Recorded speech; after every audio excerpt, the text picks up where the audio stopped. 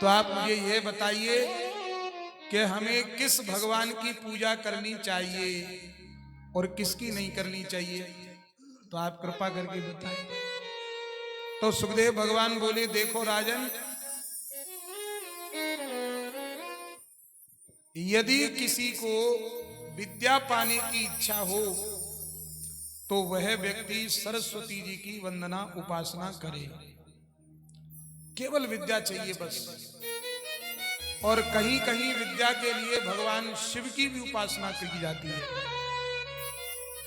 यदि किसी को राज्य पाने की इच्छा हो, राज्य का मतलब मैं प्रधान बन जाऊं, मैं जिला पार्षद बन जाऊं, मैं विधायक बन जाऊं, मैं एमपी बन जाऊं, ऐसे यदि किसी को राज्य पाने की इच्छा हो तो वह व्यक्ति मनु महाराज की उपासना करे।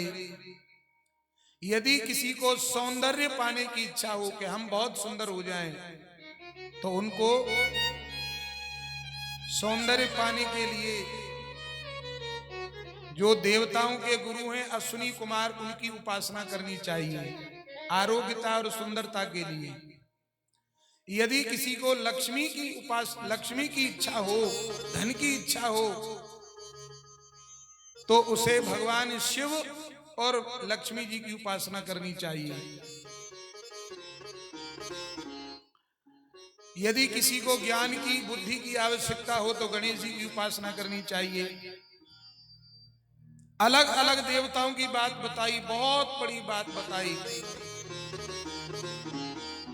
लेकिन यदि किसी के मन में किसी प्रकार की कोई कामना नहीं है तो फिर उस व्यक्ति को केवल एक देवता की उपासना करनी चाहिए कि अकामः सर्व कामो वा मोक्ष काम उदारधि तीव्रेण भक्ति योगेन यजेत पुरुषं परम। उस व्यक्ति को केवल भगवान कृष्ण और राम जी की उपासना करनी चाहिए। अब यहां एक बात आप और समझ लीजिए, और ये बात मैं आपको केवल भागवत नहीं, 3 ग्रंथों का मैं प्रमाण आपको दे रहा हूं। एक तो भागवत महापुराण का और दूसरा शिव महापुराण का। शिव महापुराण को मैंने सांगो पांग पढ़ा है, पूरे 24,000 श्लोकों को पढ़ा है। और शिव महापुराण और भागवत महापुराण और श्री रामचरितमानस, इन तीनों ग्रंथों का प्रमाण आपको दे रहा हूं कि जो व्यक्ति गृहस्थ में रहकर और गृहस्थ धर्म का पालन कर रहा है उस व्यक्ति को पंचदेवों की उपासना अवश्यमेव करनी चाहिए। पंचदेवों की उपासना क्यों? मान लो हम अपने घर में मंदिर बनाते हैं। अब बहुत से लोग क्या करते हैं कि मंदिर में दुनिया भर के भगवानों को इकट्ठा कर लेते हैं। ये देवी है, ये दुर्गा है, ये काली है, ये भैरव जी हैं, ये शनिदेव हैं। महाराज इतनी तस्वीरें और इतनी मूर्ति, इतने फोटो मंदिर में इकट्ठा कर लेते हैं। उनके लिए ये बात बहुत आवश्यक है, याद रखना, मंदिर में जितने ज्यादा भगवान होंगे उतनी ज्यादा परेशानी आपको होगी। और इनमें से बहुत सारे देवता तो ऐसे हैं कि जिनको हम घर में भी नहीं रख सकते।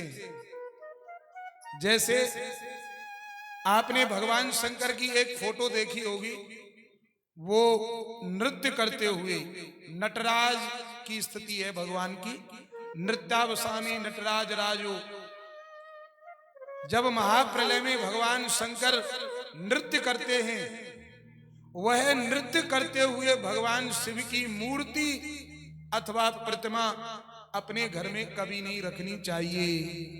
तांडव नृत्य करते हुए रखोगे तो घर में तांडव होता ही रहेगा, बंद नहीं होगा। इसीलिए नृत्य करते हुए भगवान महादेव की प्रतिमा, तांडव करते हुए भगवान की प्रतिमा अपने घर में कभी नहीं रखनी चाहिए। दूसरी, ऐसे किसी भी देवी देवता की मूर्ति अथवा प्रतिमा घर में मत रखो जिसका अंग कटा हुआ हो। उनकी पूजा उनके वही दरवाजे पर जाके करो, लेकिन उनको घर में नहीं लेकर आना चाहिए। जैसे खाटू श्याम जी की पूजा है, आजकल बहुत बढ़िया, बहुत ज्यादा भक्त उनके हो गए हैं, अच्छी बात है। और खाटू श्याम जी कोई अप्रामाणिक देवता नहीं है, प्रामाणिक देवता हैं। उनकी पूजा जरूर करनी चाहिए, लेकिन उनकी मूर्ति घर में ला करके सेवा करना वो ठीक नहीं है। काली माता, काली माता की भी सेवा सब देवताओं के साथ में घर में नहीं करनी चाहिए। और महाराज एक देवता हैं भैरव जी महाराज, भैरव जी की भी पूजा उनके दरवाजे पर, उनके मंदिर में जाके करो, उनकी पूजा घर में नहीं करनी चाहिए। तो भैरव जी हैं, काली माता है, नृत्य करते हुए भगवान शिव हैं, और खड़े हुए गणेश जी हैं। इनकी पूजा कभी घर में मत करो, इनकी पूजा तो इनके मंदिर में जाके करो। और महाराज स्वामी राम सुख दास महाराज जी बड़ी सुंदर बात कहा करते थे कि आप अपने घर में केवल और केवल 5 देवता रखिए बस। इन्हीं पंचदेवों में 33 कोटि देवी देवता समा जाते हैं। और 5 देवता कौन कौन से हैं? और इन 5 देवों की पूजा राम जी भी करते थे, भगवान कृष्ण भी करते थे, और बड़े बड़े संत भी करते हैं। तो उन 5 देवों में सबसे पहले देव हैं श्री गणेश जी महाराज, हमारे घर में जरूर होने चाहिए।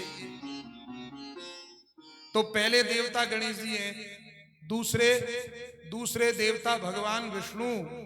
और भगवान विष्णु का मतलब है, चाहे आप राम दरबार रखो, चाहे भगवान कृष्ण को रखो, चाहे गोपाल जी को रखो, चाहे भगवान विष्णु, ये सब एक है।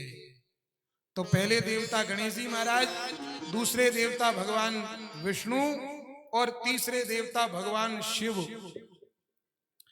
और चौथे देवता हैं श्री दुर्गा जी, और 5वें देव हैं भगवान सूर्य। सनातन धर्म में इन 5 देवों की पूजा मानी गई है। अब महाराज एक बात और है, इन 5 देवताओं में जो हमारा इष्ट हो, इन 5 देवताओं में जो हमारा इष्ट हो, उस इष्ट को बीच में रखकर और तब महाराज इनकी सेवा करो, तो निश्चित रूप से संपूर्ण देवी देवताओं की पूजा का फल हमें प्राप्त हो जाता है। तो अकामा सर्व कामो वा मोक्ष काम उधारधि तीव्रेण भक्ति योगेन यजेत पुरुषं परम। और महाराज इन 5 देवताओं में यदि किसी के चरणों में हमारी अनन्य भक्ति हो जाए, तो फिर एक की पूजा करने से 5 देवताओं की पूजा का फल मिल जाएगा, और 5 की पूजा करने से 33 कोटि देवताओं की पूजा का फल हमको प्राप्त हो जाएगा। बड़े समझने वाली बात है। इसके बाद में ब्रह्मा जी का जन्म हुआ, सुखदेव भगवान